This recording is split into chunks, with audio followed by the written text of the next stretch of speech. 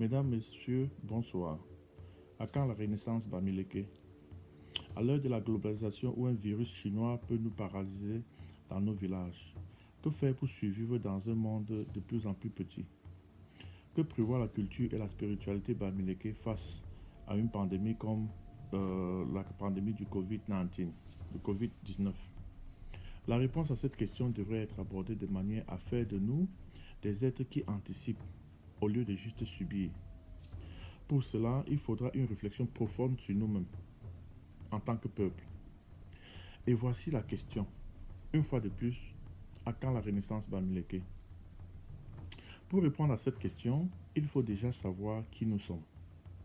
John Henry Clark, un historien noir américain né le 1er janvier 1915 dans l'État de Alabama, a dit lors d'une de ses conférences, et je cite, « L'histoire du noir est une page manquante de l'histoire du monde. » Nous connaissons l'histoire du monde, certainement, car nous l'avons tous appris à l'école.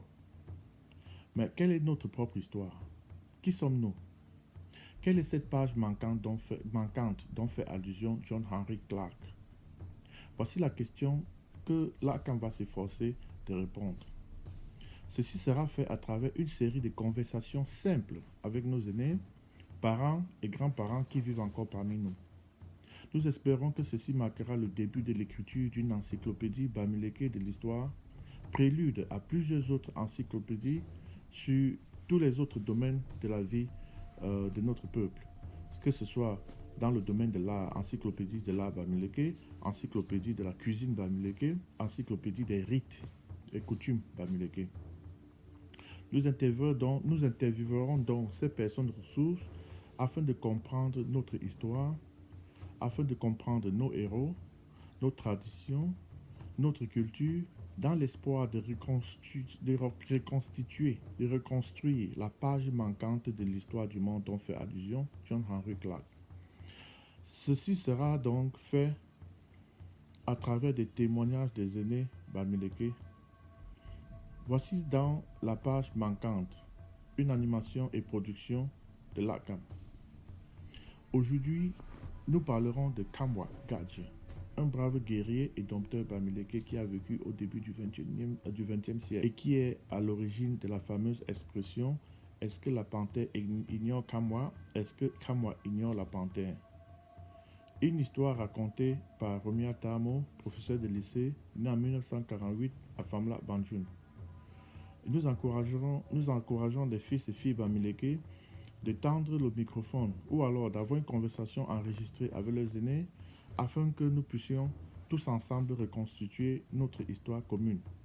Sans plus attendre, suivons tous ensemble. Merci. Allô, bonjour Monsieur Tamo. C'est Alain Tamo de l'ACAM. Est-ce que tu es à la maison? Allô? Allô? Je suis à la maison. Oui, père, nous parlons aujourd'hui de la fameuse histoire de Kamwa Gadji, de Kamwa Tchoni Nomgui Tchoni Kamwa. Ce héros, guerrier et chasseur-dompteur de léopards et de panthères de Banjul, qui a vécu au début du XXe siècle. Et donc, nous espérons qu'à travers ton témoignage, on pourra en savoir plus de ce monsieur. Et peut-être, ça pourra inspirer la communauté Bamileke à créer peut-être une médaille de bravoure au nom de ce monsieur. Et donc je t'écoute alors. Et bon, merci. Oui, s'agissant les Français appellent genre d'affirmation, disons, qui résument certaines croyances ou certaines vérités. Oui. Lorsqu'on dit dans la société des Banjul, d'une manière générale, et il semble même que chez les Bangam, chez les gens de l'ancien Mifi, la même sagesse ou expression est connue. Oui. Donc quand on dit Kamwa Tchoni Nomgui Tchoni Kamwa, ça c'est en souvenir d'un certain Kamwa, qui est le père de Taga, que tu as bien connu. Oui. Et qui s'était illustré sur deux fronts. Oui. Le premier front, c'était les guerres entre les villages. Parce que Banjul est ce qu'il est aujourd'hui. Ce qui veut parler de l'espace géographique. Oui. C'est l'un des villages les plus vastes comme ça, parce qu'il a conquis, ses populations ont conquis d'autres terres, les terres des voisins. Oui. Donc nous sommes en train de parler de l'expression qui est connue en pays Bamileke, qui est Kamwa Tchoni Nomgua, Nomgui Tchoni Kamwa. Est-ce que Kamwa ignore? Oui, ici donc, il s'est utilisé sur deux fronts. Oui. Le premier front, c'était la guerre, la guerre entre les villages. Oui. Les gens parleront des guerres entre les tribus. Oui. Je préfère parler des guerres, puisque les Bayangam, les Banjul, les Baham et autres ne sont pas différents. C'est le même, oui, c'est le même clan. C'est le même peuple. Oui. C'est le même peuple. Oui. Bien. Il s'est donc fait distinguer lors des guerres, disons des villages, les uns contre les autres. Oui. Là où se trouve la case de l'Ali Chegache, tu vois la case là, non? Oui, Amna. Oui, quand j'avais vers les 5 ans, 6 ans, bref, moins de 10 ans, cette case, qui est une case de réunion, Oui. parce que ce n'est pas la case de quartier. Oui. C'est une case construite par la population de notre zone, de notre secteur de Poule. Oui. Oui. Oui. Oui. Et autrefois, même le Maguet faisait le lali là-bas. Oui. J'ai vu. Bien. Cette case, donc, quand j'étais jeune, tout petit là, cette case était couverte de chaume, tu vois, la paille. Oui, oui. Et je ne le savais pas jusqu'au moment où le toit s'est effondré. Oui. Lorsque le toit s'est effondré, des crânes, disons, se sont éparpillés sur le sol. Oui. Il y avait beaucoup de crânes là-bas. Oui. Donc des crânes des gens tués en guerre. Oui. Et c'est les Kamwa qui tuaient ces gens-là en guerre. Oui. Et pour montrer Sa bravoure. qu'ils avaient remporté la bataille, ils devaient rentrer avec les têtes des ennemis. Oui. Et ils venaient donc, disons, installer les têtes là, les crânes là, disons, au plafond de la case de l'allée. Oui. Puisque l'allée là, c'est l'association des guerriers. Oui. C'est l'association des guerriers. Donc, toutes les têtes là, qui étaient considérées comme des trophées, étaient gardées, au plafond de la case de réunion. Oui. Bien, la case, disons, le toit de la case donc s'effondre et les têtes qui étaient gardées dans, de petites corbeilles, Oui. sont éparpillées sur le sol. J'ai vu de mes yeux. Voilà. Et il fallait qu'on aille dans un quartier disons pas loin de la chefferie de Banjul, qu'on appelle Djomgo. Oui. Parce que les Djomgo veut dire déjà la zone habitée par les étrangers. Ça Oui. devait être la dernière vague de migration. Oui. Et ceux-là venaient, quand ils venaient de beaucoup de villages, pour des raisons diverses, le chef Banjul les installait dans cette zone-là. Oui, oui. Et parmi eux, il y avait de grands, disons des grands guerriers, pas des guerriers, des grands sorciers, disons Oui. ça comme ça. Oui. Des magiciens et autres. Oui, des grands prêtres, Bien. comme on les appelait en Égypte Voilà, antique. des grands prêtres. Le terme, c'est grand prêtre. Oui. Bien, lorsque donc le toit de la case s'effondre et que les trophées de guerre constitués des crânes des victimes de guerre, Oui, des ennemis de guerre, donc, oui. éparpillés dans disons, autour de la maison. Oui. On est allé, certainement les gages, Oui. ou les officiers sont allés à Djombo et disons les grands prêtres pour qu'ils viennent organiser des cérémonies de collecte de ces têtes-là pour aller je ne sais pas où. Oui. Donc ce sont les gens de Djombo qui ont tout collecté après des cérémonies sur place Oui, oui. pour partir. Oui. Donc j'ai vu ça de mes yeux. Donc Gadje s'était donc illustré sur le front de guerre. Oui. Et il était donc reconnu au village comme un très grand guerrier. Oui, Gadje ou Kamwa? Kamwa, le père de Gadje. Gadje Kamwa. Oh, d'accord. Ok, donc, ok. Le père de Daga. Parce que Daga, ce n'est pas son nom. Son Oui. nom c'est Dambou. Oh, je comprends. Il est le successeur de Kamwa, Gadje. Il a seulement succédé. Je comprends. Oui, c'est le successeur de Gadje Kamwa. Oui. Voilà. Bien. Son père donc avait été reconnu par la société comme étant un grand guerrier. Ça, Oui. c'est un. Oui. Le chef de l'époque, le roi de l'époque, le roi de Bantu de l'époque, Oui. c'est-à-dire le père de Kamga, du chef Kamga. Photo. Il s'appelait Photo 2. Photo 2, oui, le guerrier. Voilà. Photo 2 lui a fait des propositions d'anoblissement. Oui. Il voulait, disons, l'ériger au rang de je ne sais pas quoi, peut-être même de moi, bon, pourquoi pas. Oui.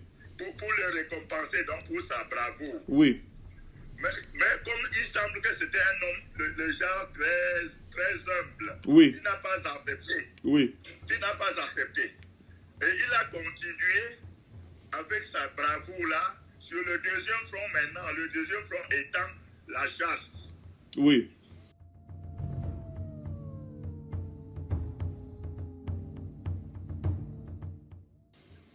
Bien. Si, et nous l'avons vu cela quand les maquisards, comme on les appelait à l'époque, les patriotes, Oui, oui. quand ils ont incendié la chefferie de Banjou, Oui. nous étions là, nous avons vu. Bien. Ils ont fait perdre à la communauté Banjou, à la chefferie Banjou, beaucoup de peaux de panthère. Oui. Et la plupart de ces peaux de panthère avaient été offertes, disons, l'animal avait été tué en brousse par Gadje Kamwa, le grand chasseur. Le grand chasseur, Kamwa John de Kamwa Johnny Nomgu Johnny Kamwa. Voilà. Oui. Et donc, parce qu'il attrapait les panthères, les tigres, comme quelqu'un peut attraper, disons, les perdrix. Oui. Et tu sais que chez nous, dans la cosmogonie de chez nous, la panthère est un animal redouté. C'est ça, et sacré même. Nous n'avons pas de lion chez nous. Oui, Donc oui. l'animal le plus redouté chez nous, c'est la panthère. C'est ça. Et pour cause, parce qu'elle est dangereuse. Oui. Ne l'approche pas qui veut, C'est ça. mais qui peut. C'est ça. Oh, Gadje Kampa avait l'habileté d'en tuer comme il voulait. Et tu sais que quand tu abats une panthère, c'est pour la chefferie. Tu n'as pas le droit de la manger. C'est ça. Donc, quand il tue une panthère, il la transporte avec au moins 2-3 autres personnes. Oui, oui. Nous avons vu ça. Devant, disons, la boutique, le carrefour Léonard, ou alors devant la concession de M. Paul Simon, Oui. à côté de Mamapta. Oui.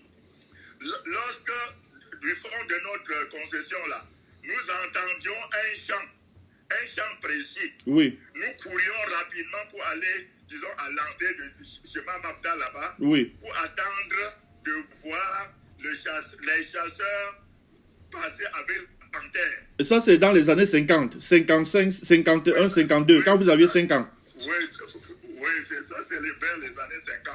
Oui. Nous, on courait, on était encore enfants, on devait avoir 5 ans, 6 ans, 7 ans au trop. Oui. On courait pour aller voir. Et les chasseurs transportaient donc les panthères là pour aller à la chefferie donnée. Oui. Et quand les chasseurs arrivent avec la panthère, il y a des cérémonies qu'on organise à la chefferie. Il y a même une danse là-bas. Et cette danse-là s'appelle Gou. Oui. Oui, oui. Donc la danse-là s'appelle Gou. Oui. On danse cela pour célébrer la victoire du chasseur sur l'animal. Oui, oui. Bien. Gadje Kamwa en a tellement attrapé et ramené à la chefferie que le roi de l'époque, a encore voulu l'anoblir. Il a refusé. Wow. Et en désespoir de cause, le roi, il semble que sous la pression du roi, il a demandé, écoute bien, il a demandé une seule chose, la place publique. Oui. Tu vois la place là où on avait installé le corps de Rigobert, non? Oui. Oui, ça c'est la place publique de Gadje Kamwa, pas de Tatamo. Parce que Tatamo, dont je porte le nom, Oui. sa place publique est en bas et elle est assez petite. Oui. Donc, cette place publique, disons, ressemble à notre place publique de Chebat et Kamke. Oui, oui. Et tout le monde n'acquiert pas ce genre de place publique. C'est C'est pour ça. les grands notables. C'est ça. Pour les notables moyens, tu payes et tu as droit à une place publique, mais de moindre importance. Oui. Comme ce que nous avons derrière la case de tabac, de Tabet et devant la case de Jean-Marie Yomia. Oui. Ah, oui, C'est pour les notables moyens. c'est ça, à Pont-Meguin. Oui, à pour chez nous. Oui, dans notre concession chez Termguin. Voilà. Oui. Donc, ça veut dire que la place publique de Gage Kamwa était considérable. Disons, elle a le même niveau de considération que la place publique qui est en haut chez Baha, donc qui est derrière la case de Mapuna. Oui. Ok. Tu vois ça, non? Je vois ça. Donc, à côté de Florentin. Où nous jouions au football quand on était petits. Voilà. Oui. Donc, pour avoir droit à ce genre de place publique, Oui. il y a des choses, il y a des cérémonies à organiser. C'est Il y a ça. beaucoup de choses à donner à la chefferie. C'est ça. Ne Est-ce- peuvent, disons, atteindre ce grade que des gens qui ont organisé, donc qui ont donné à manger, disons comme ça, Oui, qui ont oui. acquis de grands titres à la chefferie. C'est ça. Donc, Gage Kamwa, pour ne plus être embêté par le chef qui absolument voulait se montrer reconnaissant, il a demandé que le chef le gratifie d'une grande place publique. C'est ça. Ce que le roi de l'époque a fait en lui employant la place publique qui est juste à côté de là où nous avions enterré Rigobert. Oui. Voilà le seul profit qu'il a tiré de sa bravoure, de sa double bravoure. C'est ça. Ah, mais c'est intéressant. Donc, Quelle humilité. Voilà. Pour avoir, disons, ramené beaucoup de panthères à la chefferie, Oui. l'imagerie populaire a donc conclu que Gage Kamwa, entre Gage Kamwa et la panthère, c'est le jeu d'enfant. Oui. Il attrape la panthère chaque fois qu'il en a besoin. Oui. Donc, contrairement à ce que beaucoup de gens pensent, et ce qui est vrai d'ailleurs, Oui. contrairement à ce qui arrive aux autres, qui doivent braver je ne sais pas quoi pour attraper la moindre petite panthère, Gage Kamwa les prend comme Disons que pour attraper même une perdrix. Pour attraper même une perdrix, ce n'est pas facile. Combien de fois la panthère? Voilà. Oui. Donc, il en avait fait comme une sorte de sport personnel. C'est ça. Il les attrapait comme il voulait. Bref, on peut même exagérer en disant que chaque fois que le chef avait besoin de manger de la panthère, il envoyait chercher. C'est ça. Et donc, oui. Et tu sais que Togo, que son Victor a occupé de force avec la complicité de prétendus préfets et autres gouverneurs, c'était une zone de chasse. Oui. Ah bon? Oui, bien sûr. Ce n'est que, disons, vers les années 60, je crois, et même après, que la zone-là a été, disons, presque entièrement occupée. C'était la brousse, non? Oh, d'accord. Et maintenant, qui Oui, vas-y. qui était Kamwa, Gage, à toi? C'était... on a coupé bon, ça revient. Bien. Gage Kamwa, écoute bien. C'est le mari de ma grand-mère. Oui. Maternelle. Oui. Mais il semble, et j'ai commis l'erreur de ne pas demander à Gage, Oui. il semble que ma grand-mère avait épousé d'abord l'un des frères de Gage Kamwa. Oui. Il a fait donc ma mère, Oui.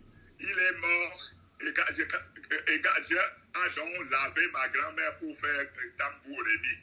Oui, d'accord. Donc, Tambou et ma mère sont des pères différents, Oui. mais de la même mère. C'est ça. Oui, c'est ça. Ok. C'est ça. Et donc, est-ce que tu as connu Kamwa Gage toi-même? Jamais de la vie, jamais. Je ne sais pas en quelle année il est mort. Donc, il n'y a aucune photo de... Il n'y a aucune photo de lui. Aucune. Ok. Si on pouvait peut-être, en tout cas, si photo il pouvait y avoir, on devait trouver ça à la chefferie, mais je doute.